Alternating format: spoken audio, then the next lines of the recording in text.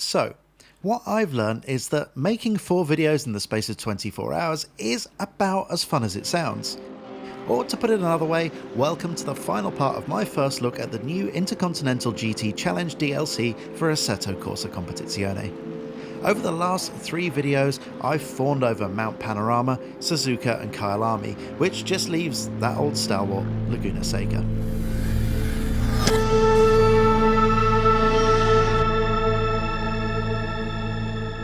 Hello fellow sim racers. My first introduction to Laguna Seca was in 1993 when Mansellmania went stateside. Perhaps more so than any road course on the calendar that year, Laguna Seca looked nothing like any of the circuits that I'd seen in Formula 1. The combination of the scorched grass and, at the time, fog left a bit of an impression. And then there was the small matter of the corkscrew, which to my 9-year-old eyes looked akin to driving off the edge of a cliff. As it happens, our Nige had what is commonly known as a bit of a mare. He was off the pace and, if memory serves, kept crashing into backmarkers. I'd wager that I came away from that race with more love for the Monterey circuit than Nigel. A few years later, and I was driving it in Gran Turismo 2 and pretty much every other racing sim since. Now, things have moved on a bit since the days of the then state-of-the-art DualShock controller and 576 glorious lines on the family television. And since this is the 4th circuit video on the trot, I thought I'd mix things up a bit by looking at how much improvement Kunos have managed to make between their versions of the California circuit in Assetto Corsa and Assetto Corsa Competizione. But first, a little bit about the circuit itself. The original layout was both short and fast, and as is often the case, the layout was altered in the late 80s to add an infield section. This brought the total length to 2.2 miles, which I believe still makes Laguna Seca the shortest circuit in Assetto Corsa Competizione. But while it lacks in length, it knows how to use it, packing in a variety of corners and what I consider to be one of the best sections of racing track in the world. The run through the fast turn 6, up the hill to the corkscrew, and the deceptively tricky rainy curve that follows is, in my opinion at least, as good as it gets. Laguna Seca was the last circuit that Kunos released for Assetto Corsa as a free update just before Christmas 2017, and it was well received. As had become customary, the circuit was based on a laser scan and it looked the part as well, so the standard was already very high. So the question really is, what does a little over 2 years of development time really look like? Well, the answer's lots of small stuff, but it does add up. Obviously, the visual engine is a huge step forwards, but for me, it's the addition of some of the less circuit-specific stuff that's had the biggest impact. First up, there's the setting itself. I mentioned this in the Mount Panorama video, but it bears repeating here. Oh, and as an aside, as someone from the south of England, it's just not practical for me to say Bathurst without descending into a parody of my northern family.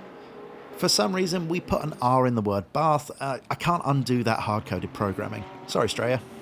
Back to the point I was trying to make, the ACC incarnation of Laguna Seca has more of a sense of place. It feels more like a circuit situated in a real-world locale. And I think a lot of that has to do with the inclusion of more objects outside of the Armco. The AC version was pretty decent in this regard, but ACC just goes that little bit further, both figuratively and literally. This is something that all of the circuits in ACC have in common compared to their older counterparts, but the hilly locations of the circuits featured in the IGTC pack push this to the forefront. Well, it's the background, but you know what I mean. I know we're not here to sightsee, but it does have a big impact on the immersion, and as a video maker, it's a godsend. In the original Assetto Corsa, and some other sims for that matter, I have to plan out my camera shots to take into account areas that aren't populated with objects or textures, otherwise it just breaks the illusion. So thank you Kunos for making my life just a little bit easier. Moving on to something that I rarely talk about on the channel because frankly I'm not sure how interested anyone other than me is, but some of the camera angles and the pre-programmed camera moves at Laguna Seca are really something else. There's some great stuff throughout the IGTC pack in this regard, but Laguna Seca itself is the most noteworthy in my opinion, or at least it left the biggest mark. I'm a particular fan of this simulated wire camera coming up the hill between turns 5 and 6. No need to get out the free cam for that one. At the top of the video, I mentioned that my first encounter with Laguna Seca was the 1993 Champ Car race, which started in very humid, foggy conditions.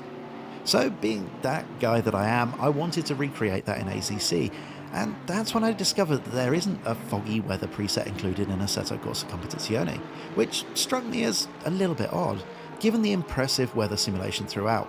If anyone from Kunos is watching, this would be a great addition. Spa in the mist is something that we all need in our lives, if only to offer an alternative to all of those servers running thunderstorm conditions. Masochists, the lot of them. Back to the Assetto Corsa comparisons, and another area of improvement at Laguna Seca, and well, everywhere else for that matter, is the proliferation of crowds, cars, furniture, etc., much of which is animated. On top of that, the textures have a more weathered appearance, something that just doesn't get enough attention in some sims. But when it's done right, it gives a feeling of driving on a well-used race venue rather than a test circuit. This is something I've always loved about Race Room in particular, and I'm glad that the circuits in ACC have taken away some of the polish and the sheen as well. Again, it's very small stuff, but when you're comparing to something that was already highly proficient, it's these small things that add up to make a noticeable difference. For many sim racers, Laguna Seca was probably the, well, it's nice to have it, circuit in the IGTC pack. It's been a popular choice in just about every racing sim ever, and I guess it doesn't have the X-Factor that maybe Mount Panorama or Suzuka has. On top of that, Kyalami in its current form is a huge rarity, leaving Laguna Seca with perhaps fewer reasons for people to get excited. That being said, it's very much a world-class venue, and it does provide great racing. I look forward to the inevitable deluge of Ricciardo-esque desperate lunges into the corkscrew when I get a chance to take this online. Enjoy the gravel trap, guys. So, that's it. It's done and I'm going to bed. Thanks to everyone that watched these videos. It was great fun pushing myself to see if I could produce all 4 before everyone got sick of hearing about YouTubers talk about ACC. I hope you enjoyed the video. If you did, it would be great if you could hit the like button and subscribe to the channel so you can see more content like this in the future. So, all that's left to say is goodbye. Thank you so much for watching and enjoy the rest of whatever time of day this is when I eventually hit the publish button.